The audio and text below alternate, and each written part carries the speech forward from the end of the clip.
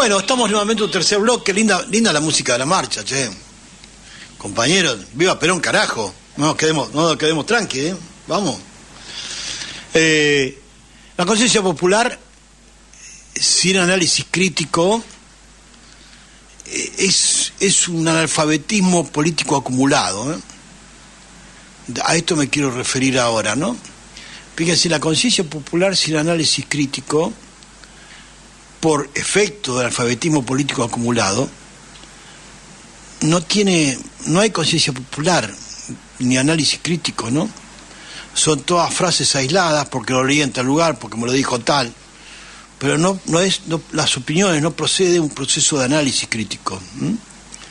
Para eso, como decía Perón, tenemos que abordar nada más y nada menos que la educación popular, crear las escuelas de formación política para la conducción estratégica y táctica, y en la táctica la capacitación del pueblo, ¿sí? Como decían los compañeros, calle por calle, casa por casa, persona por persona, pero para ello hay un método, compañeros, hay un método que nos dejó Perón, que es como ir extrayendo de la comunidad ese 4.7% de gente idealista, que son los que por defecto de no tener este esquema, de no poder militar políticamente dentro de una organización sana y vigorosa, y bueno, están las cooperadoras del colegio, están sirviendo en las iglesias, en los hogares de ancianos, van a hacer tareas sociales porque lo sienten internamente, son idealistas, creen que la resolución, su vida pasa por el sujeto colectivo y no por el individualismo materialista. Por eso son idealistas, porque no son materialistas, son lo opuesto, son idealistas. Entonces, extraer eso, ese 4,7% de lo que decía Perón, de personas que fueron bautizadas por el óleo de Samuel, de ahí viene el idealismo que hablaba Perón, hay un método y un sistema, ¿sí?, que nos dejó Perón. Y a eso le llamamos educación popular en la conducción táctica, que una vez de un periodo de capacitación salís a la cancha porque la conducción táctica, como la estratégica, es necesaria la práctica de la conducción. Y después pasás una vez por semana para mantener el tanque lleno y no perder la orientación de lo que aprendiste, como digo yo, pasar por la estación de servicio para cargar más nafta, o como dice Fray Beto, por ejemplo, cuando habla de educación popular y de la práctica, que hay que pasar de vez en cuando por la gasolinera para poder cargar el tanque, ¿no? Otro de los desafíos de la educación popular es volver a la crítica y la autocrítica como práctica fundamental, y esto nos lleva a afirmar que no se puede hablar de educación popular sin que haya transparencia en la actuación de los miembros del equipo, ¿no? ¿Sí? De lo que hablamos en el bloque anterior, ni hablar, ¿eh? La educación popular exige escuchar a los alumnos, o sea, al pueblo y al equipo sobre lo que piensa el maestro o el conductor de su desempeño, lo que piensa el equipo y el pueblo del desempeño del maestro, del que conduce tácticamente la tarea. Tendemos a pensar que todo está bien y vamos aplazando los problemas, ¿sí?, porque la agenda del urgente es más importante. Eso es mentira. Es ahí cuando las cosas se detienen y se empieza a perder el rumbo, o se detiene abruptamente, como un golpe de Estado sucedido el 24 de marzo del 76, que hizo falta para parar este proceso, que ya tenía profundidad en el pueblo, hizo falta matar a más de 30.000 compañeros, y a que 2 millones se fueran exilados, espantados del país. Y hacia ahí donde comienza a perderse las oportunidades, el tiempo, los espacios y las ideas colectivas. Y brotan como los hongos después de la lluvia, que las ideas individualistas. Y los pueblos sanos y vigorosos precisamente se caracterizan en cómo sus mejores individualidades, los mejores idealistas que surgen de la formación, de la práctica, de la conducción política, se predisponen a engendrar, a dar oportunidades en beneficio al triunfo colectivo. ¿Cómo se predispones a generar más beneficios en sentido colectivo? no individualista y materialista. Estos muchachos que acabo de nombrar en el bloque anterior han aprendido rápidamente a lo que es bueno poseer, que al buen uso que se debe haber poseído. ¿Saben por qué? Porque no tuvieron primero formación política y segundo son por temor a la ignorancia, a la falta de formación, al ignorar cómo manejar las cosas, es juntar plata y volverse un materialista individualista extraordinario que terminan en las deformaciones de empezar a hacer abusos y compañía, ¿no? Se desfigura la historia, se acrecienta la abstracción ideológica y el debate, y hay que debatir siempre si el agua moja, porque si no debatimos si el agua moja, ¿quién lo puede saber?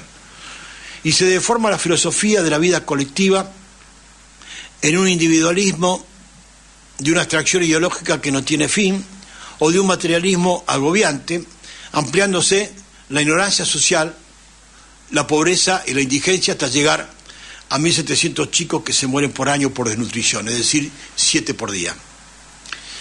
La educación formal, aunque no es posible adoptar en una escuela formal la metodología de la educación popular, sí es posible incluir en ellas algunas pedagogías de la educación popular o crear una escuela con la metodología de la educación popular como una tarea de praxis alterna, ¿no es cierto?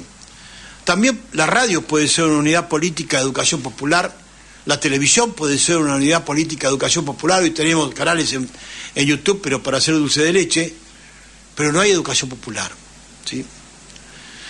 Esta posibilidad es válida para otros espacios de la reproducción del sistema de educación popular. En general, son espacios proactivos y positivos en sus objetivos inmediatos y de mediano plazo, por lo tanto, son necesarios como los colegios, los consejos tutelares, ¿sí? La atención de los niños y adolescentes, los proyectos de salud. Cuando hablo de consejos tutelares, los gabinetes psicopedagógicos de los colegios, que parece que están al pedo, pero no se ocupan de esto, ¿vio? La atención de los niños y adolescentes, casualmente también en esos consejos psicopedagógicos, los proyectos de salud, ¿sí? Que tampoco incluyen. ¿Tá? Es más, los proyectos de educación sexual no incluyen la educación popular, ni tampoco los proyectos de educación teológica que haría falta para que no terminemos teniendo sitios de pornografía infantil y compañía, porque es un desastre, ¿sí? Para eso no sirve la web ni las redes, ¿sí? Hay que dar tanto educación sexual como educación teológica, son prioridades hoy, ¿eh? Si hablamos de sociedad de conocimiento sin educación teológica, es a donde terminamos, ¿no? Como ya no entendemos una visión apocalíptica de la sociedad, no vamos a dejar de adoptar algunas iniciativas por aquello de la justificación de que eso o aquello solo se podrá lograr en una nueva sociedad, una vez que pase la bomba nuclear y no quede nadie, ¿no? Hemos descubierto que lo nuevo se hace ahora y a través de la acumulación de los hechos nuevos vamos construyendo el parámetro dominante del quehacer histórico. O sea, ¿qué caracteriza el parámetro dominante del quehacer histórico político? La aparición de las cosas nuevas. Eso nos permite a nosotros construir el parámetro dominante del quehacer histórico político, que se caracteriza precisamente por la aparición de los hechos nuevos, de las cosas nuevas. Y es cuando vamos acabando con lo viejo e individualista, materialista, que va dejando paso a lo colectivo sensual, esencial del idealismo, de las ideas, del mundo de las ideas, ¿sí? Y que actuando como causa, estos hechos nuevos, en ese tendedero, como si tendiéramos la ropa, de ese parámetro dominante que es el quehacer histórico diario, nos permite crear estos hechos nuevos como causa, que actuando como causa producen los resultados deseados, las consecuencias deseadas. Por eso, entender qué es la militancia política, que es la construcción del quehacer histórico todos los días con hechos nuevos, es fundamental porque al conjunto le da la capacidad creativa de procrear mayores beneficios, pero ¿en qué sentido? Sentido colectivo. Cuando el egoísmo del boludo que está al frente de un grupo pretende manejar a los otros, como si fuera un caudillito de cuarta, donde se rompe, desaparece el principio colectivo de la educación popular, ¿tá? En el quehacer histórico social, ¿sí?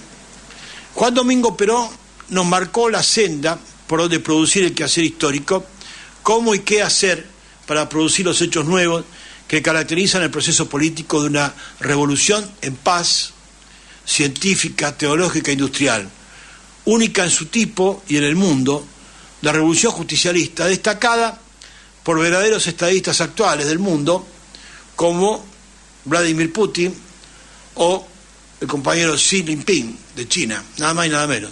Esto lo destacan el proceso político, ¿sí?, para construir una doctrina de la revolución justicialista, y se refieren a la ideología y a la filosofía justicialista cuando hablan de la revolución.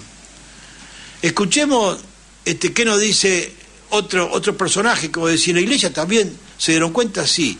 Escuchemos a Monseñor García Cuerva, Jorge Ignacio García Cuerva, cuando habla de esto. Sí, pero bueno, al baile nos llamaron. Y lo otro que pensaba, y ya para ir terminando,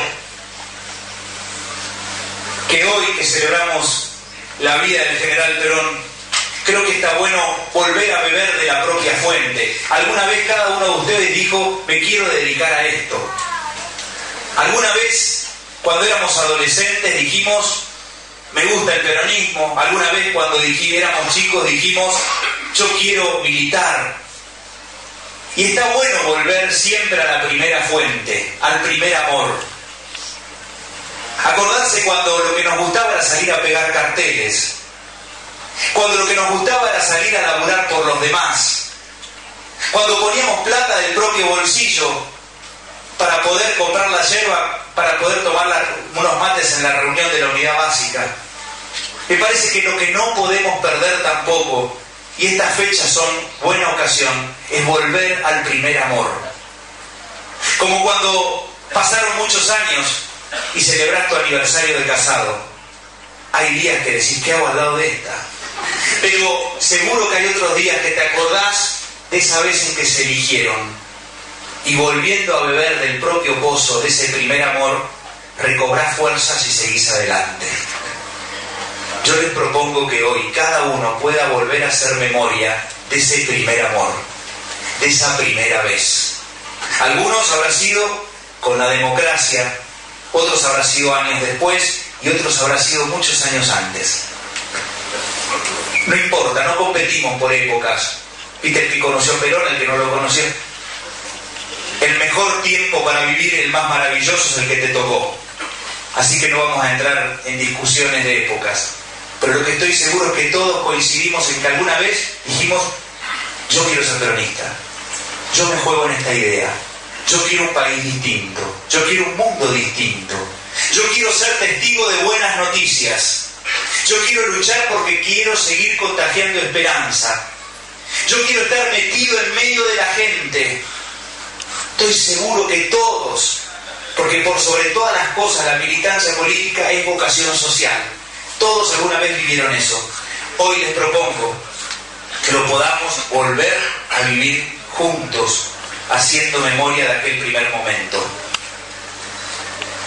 Termino con un texto, una vez más, del general Perón que me parece que está bueno para este momento. Es necesario que todo el mundo se persuada de que no puede haber una gran Argentina si todos sus hijos no están perfectamente unidos. Combatimos desde este punto de vista toda clase de lucha social, porque la lucha, producto del odio, destruye valores y energías. Solamente el amor construye y acumula energías para emplearlas en bien del país. Repito, por algunos que creían que a Perón le gustaba la lucha de clases.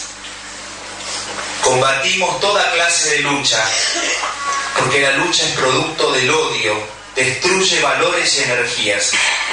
Solamente el amor construye y acumula energías para emplearlas en bien del país. Políticos, dirigentes políticos, sociales, testigos de esperanza, testigos de buenas noticias, que hoy vuelven al primer amor para recobrar fuerzas y construir entre todos una Argentina mejor, porque nuestro pueblo sufre mucho y por eso los necesita tanto.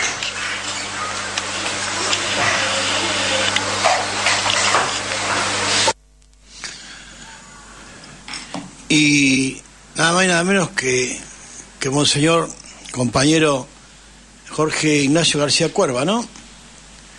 Este que llegó a través de Perón a entender el humanismo popular y cristiano, y entonces se hizo cura.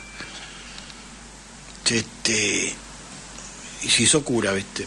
Entonces hay que escucharlo a este muchacho, porque este muchacho tiene experiencia militante y además hoy es una alta jerarquía de la iglesia, ¿no? A con 55 años no lo paran ni con bolsa mojada a esta altura del partido. Es un tipo que viene del proceso revolucionario, sabe cómo cambiar un sistema por otro, y donde estuvo trabajando como cura, como obispo, hoy es arzobispo, es primado, es el primer obispo de la Argentina, primado Argentina, y arzobispo de Buenos Aires, ¿no? Y acá tiene 600 parroquias, creo, una cosa así. Tiene unos cuantos obispos auxiliares y obispos titulares que conducir, ¿no es cierto? Pero un hombre que su mayor experiencia, por eso lleva en su símbolo obispal una chapa, la hizo en La Cava. Él es originario de La Cava aparte, y militó mucho tiempo también, y aparte fue cura párroco de La Cava, de la villa. Y después lo mandaron al sur, viste, que a esto lo sacan, cuando más lejos lo largan, mejor, viste, para los gorilas de la iglesia, ¿no? Y vino de vuelta, fue el que le llevó el gorro de cardenal colorado a su confesor, que fue el hermano de Rubén Drí, creo que se llama Carlos o Roberto, que está en la iglesia de Pompeya, y como ya tiene dificultades motrices, el hombre anda en un sillón de rueda, es su confesor, es el confesor de García Cuerva, y él, a pedido del Papa, que lo nombró desde el Vaticano, le llevó el gorro de cardenal a la iglesia de Pompeya, a Drí, al padre Drí, ¿no? Que es su confesor.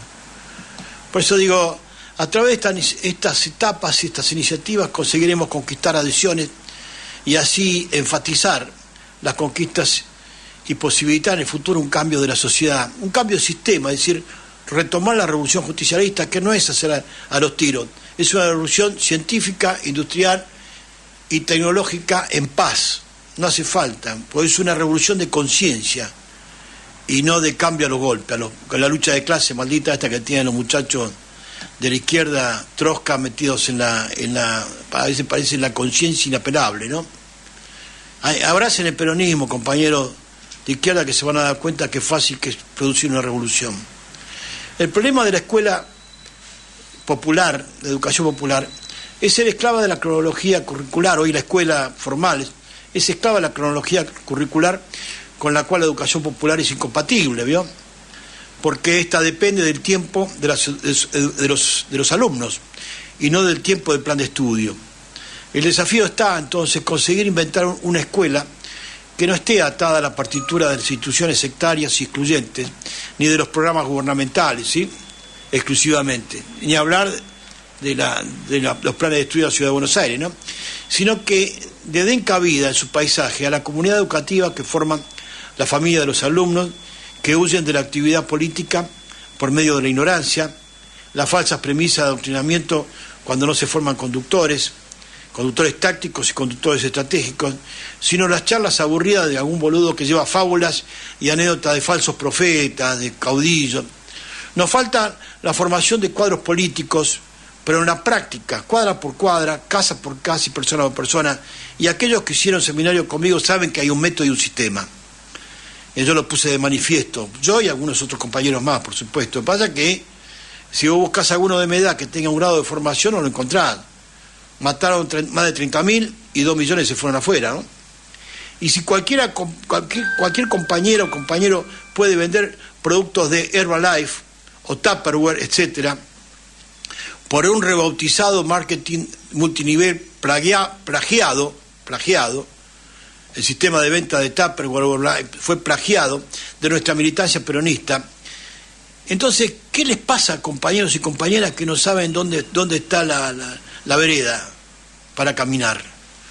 Te podemos enseñar el sistema y el método, ¿sí?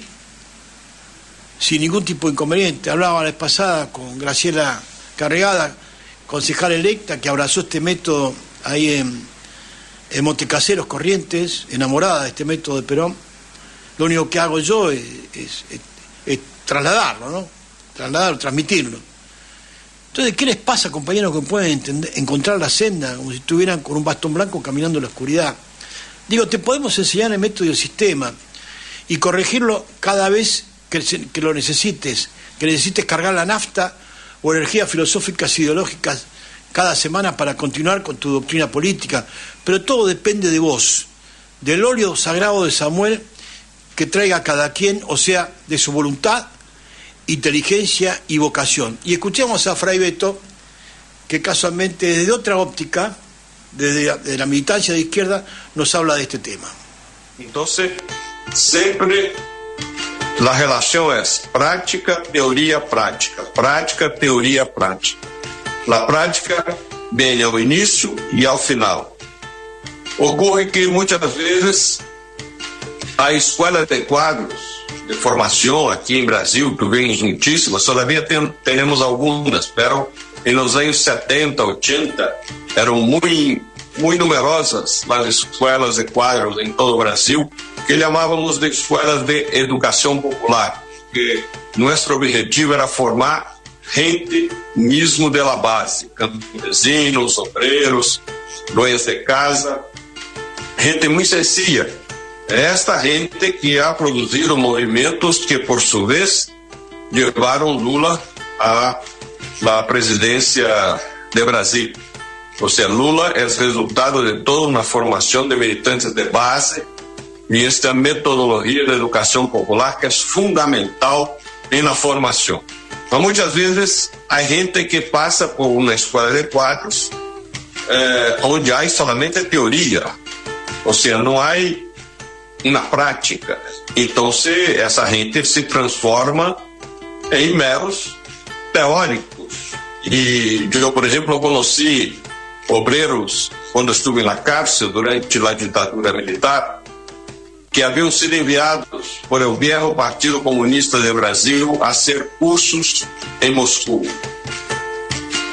Y fue un choque terrible, porque esos obreros primero tenían que aprender ruso para entender las clases. Pero ellos no estaban intelectualmente preparados para tanta teoría en la cabeza. Entonces regresaban desde la Unión Soviética, llegaban en la práctica de Brasil y ya no eran ni propiamente teóricos, porque no tenían una formación para asimilar todo aquel conocimiento, y también ya no eran gente de base, porque haber pasado por essa experiência em Rússia ha traído um certo elitismo a eles. Então, nós outros temos que ter muito cuidado. Ou seja, a escola de quadros não pode funcionar como um centro de formação permanente. Tem que funcionar como uma gasolineira. Explico.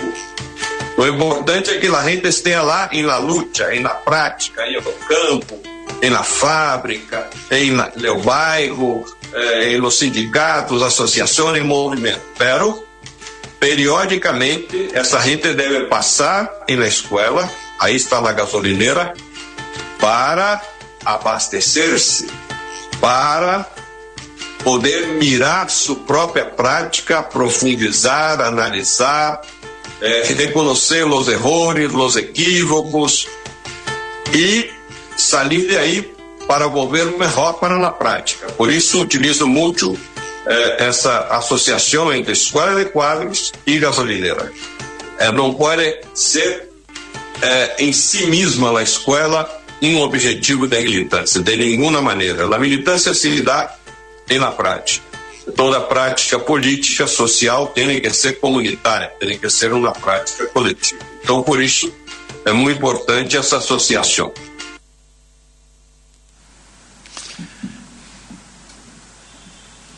Propiciando en estos, yo decía recién con la compañera acá, Dayana, decía que no podemos hacer talleres abiertos de peronismo, o de socialismo, o de radicalismo, talleres abiertos, que la gente sepa que ese peronismo, que ese radicalismo, que ese socialismo Talleres abiertos a la comunidad, para que la gente entre a escuchar una breve charla, que le expliquemos cuáles son los fundamentos. Digo, ¿cómo una persona puede saber, si no conoce el azúcar y la sal, qué es lo salado y qué es lo dulce?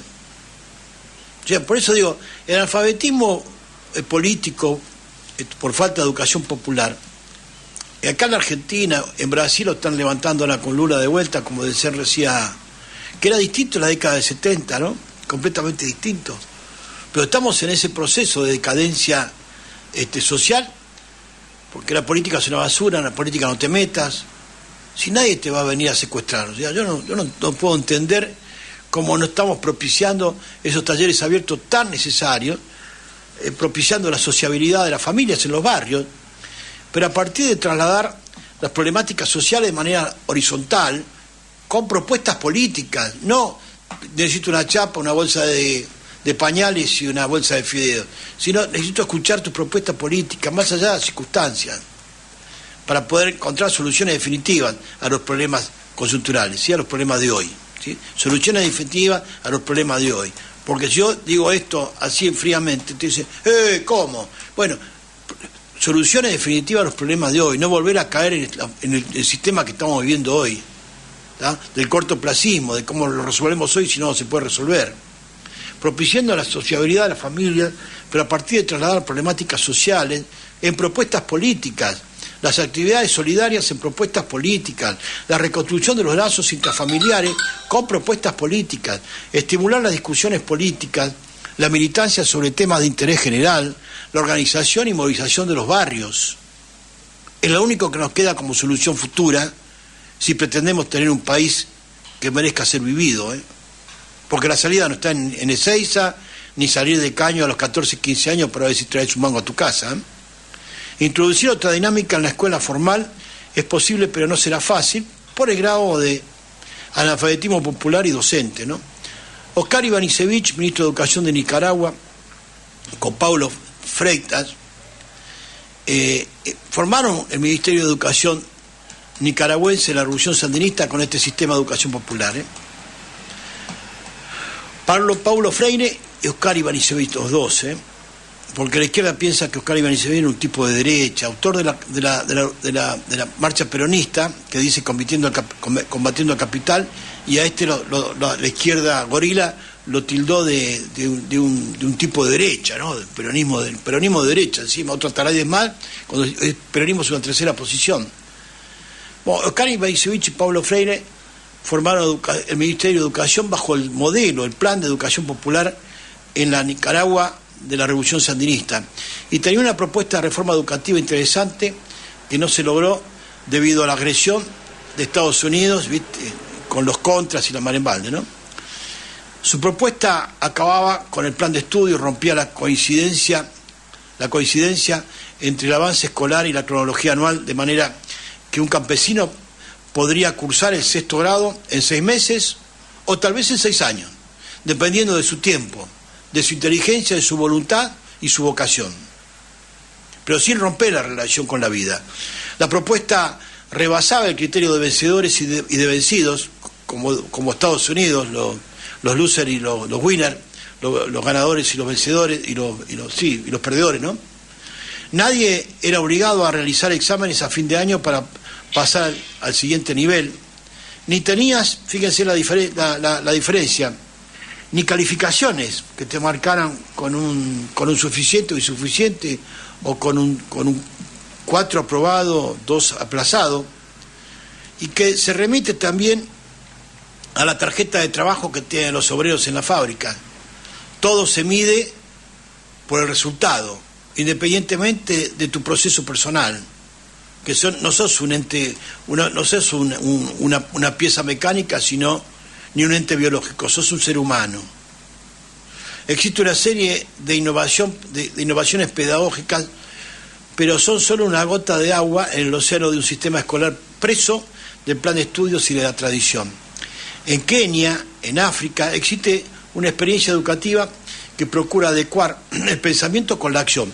Aunque no pretende ser educación popular, es un paso con respecto al cual nuestra educación está a muchos años luz. Uno de los requisitos de esta escuela es que cada uno pase una semana del año conviviendo con trabajadores en África, en África estoy hablando.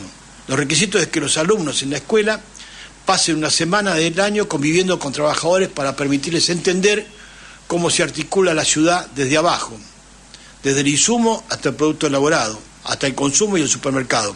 Algunos salen de madrugada con los barrenderos para recoger la basura en las calles de las ciudades, otros permanecen una semana como auxiliares de enfermería en un hospital público, etcétera, o en el campo como peón de campo o como peón de construcción, ¿sí?, etcétera.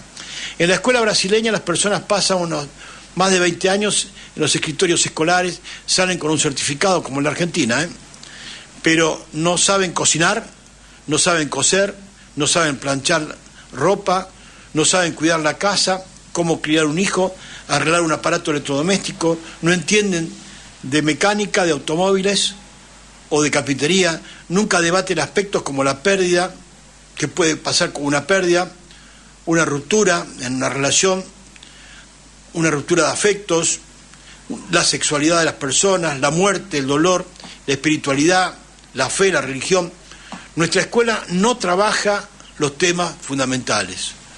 Los excluidos, cada vez un número mayor de sectores populares se enfrenta a su supervivencia inmediata, y cuando una persona se encuentra en esa situación no tiene tiempo de condiciones psicológicas para participar en reuniones, entrenamientos o encuentros. Necesita comer, necesita trabajar. Este es un factor que complica nuestro trabajo a la hora de educación popular o alfabetización política. No sirve trabajar con personas que se encuentran en la miseria, ¿sí?, pero hace falta recoger la demanda política de esos sectores. Nadie logra movilizar a una persona que está preocupada por la comida cada día. Es bueno solucionar, ¿sí?, el riesgo alimentario, pero también con una mano damos un abrazo de amor y con otra mano damos un abrazo de justicia. Es importante buscar sectores en los cuales estratégicamente se compensa la inversión de nuestro trabajo político, ¿no? Esto no significa que vayamos a dejar de trabajar con los que viven en las calles, como los que se alojan debajo de un puente o con un niño con SIDA, por ejemplo. Sin embargo, debemos tener claridad dentro del proceso social más amplio acerca de dónde invertir en la formación de nuevos procesos de conducción política, táctica y estratégica. El trabajo de base consiste actualmente en lograr atraer a los sectores excluidos proporcionales un mínimo de organización para, a partir de esa organización, posibilitar la movilización. Contar con un trabajo de base debería constituir un criterio para todo tipo que se dedique a enseñar, ¿no es cierto?, a capacitar. Los afectos y los efectos. En nuestros días el aspecto de los afectos se está discutiendo más. Los líderes o los conductores formados mediante la educación popular están mostrando con su práctica cómo lo afectivo influye en el desempeño político. Porque la amistad política es la base de la justicia social.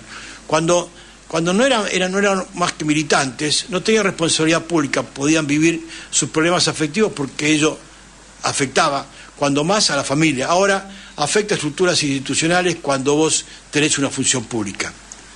No quiero traer ejemplos porque ya dije no pretendo hablar de eso, ¿no? Porque a un alcohólico, un drogadicto, un abusador, no es simpático ni para él ni para la familia, ¿se entiende, no? Discutir el asunto del amor en su dimensión personal y social es romper un tabú. Significa colocar el amor con la condición para vivir en una sociedad donde las personas son diferentes sin necesariamente contrarias. No tienen que pelearse entre los diferentes. Queremos crear una sociedad amorosa donde las diferencias tengan valor, o sea, la diversidad tengan valor en función a la suma de sus diferencias y no a enfrentar sus diferencias. Hacer educación popular, recomendaciones para la acción, ¿no? Hacer educación popular implica siempre como referencia al tiempo como historia. Esto es lo que nos permite analizar los procesos educativos y hacerlos visibles para otros, siendo la televisión o las redes sociales un elemento clave en la destrucción de la perspectiva histórica. Es necesario promover una educación para ver televisión, si se le permite a las personas el distanciamiento necesario para la duda crítica, el análisis crítico frente a las noticias y los programas que se observan. Segundo, la educación popular requiere para el maestro, el instructor, quien conduce, que se cuestione al maestro, se eduque permanentemente el diálogo con los alumnos, con los que aprenden, a partir del militante, a partir de que el militante es la única manera de partir de la experiencia del grupo. De lo contrario tendremos una educación popular conceptualmente liberadora, pero colonizadora en la práctica, ¿sí? Y lo importante es la formación en el concepto de la organización, o sea, la formación científica, ¿sí? En filosofía e ideología, pero la libertad en la militancia, en la aplicación de la doctrina. O sea, ser exigente, o sea, rígido en la concepción filosófica e ideológica y libre en la militancia de la doctrina, ¿sí? Tercero, debemos enfocar la discusión acerca de los nuevos paradigmas de educación popular, rescatando su dimensión liberadora, para desarrollar una metodología que incorpore el legado de Paulo Freire y de Oscar Ivanisevich y lo haga avanzar, ¿sí? Aunque no es posible adoptar en una escuela formal la metodología de la educación popular, sí es posible incluir en aquella alguna pedagogía de la educación popular o crear una escuela con la metodología de la educación popular. Lo nuevo se hace ahora y a través de la acumulación de lo nuevo vamos a acabar con lo viejo. A través de etapas y de nuevas iniciativas conseguiremos conquistar adhesiones para posibilitar en el futuro un cambio de la sociedad. La dinámica de la educación popular y del alfabetismo político de la base del pueblo hacia un cambio social y por lo tanto debe saberse invertir en los sectores donde haya personas que tengan el potencial de multiplicadores, es decir, individualidades que se predispongan a generar mayores beneficios ideológicos, políticos, sociopolíticos y socioeconómicos en sentido colectivo. Ellos a su vez ayudarán en la formación de los que trabajan directamente con los sectores que hoy tenemos excluidos, es decir, 20 millones de personas viviendo en algo así como 6.470 villas miseria, con 11 millones de pibes menores de 14 años, como decía el célebre líder carismático Alberto Fernández, bajo la línea de pobreza, es decir, unos 1.700 pibes que terminan con problemas de salud o con muerte, a razón de 7 por día en este país de los alimentos, de alimentos para 600 millones de personas. Bueno, nada más, compañeros, llegamos al fin de nuestro programa. Les mando un gran cariño, un gran abrazo. Gracias, Dayana Álvarez, por la operación y la puesta al aire. Y nada, me despido, se despido Marceijo, mi nombre. Hasta el próximo martes, a partir de las 15 horas, con Justicialismo Peronista. Muchísimas gracias, viva la patria, viva Perón y nuestro proyecto nacional y popular, que es la Revolución Justicialista. Hasta entonces. Justicialismo Peronista, la voz del pueblo de Perón.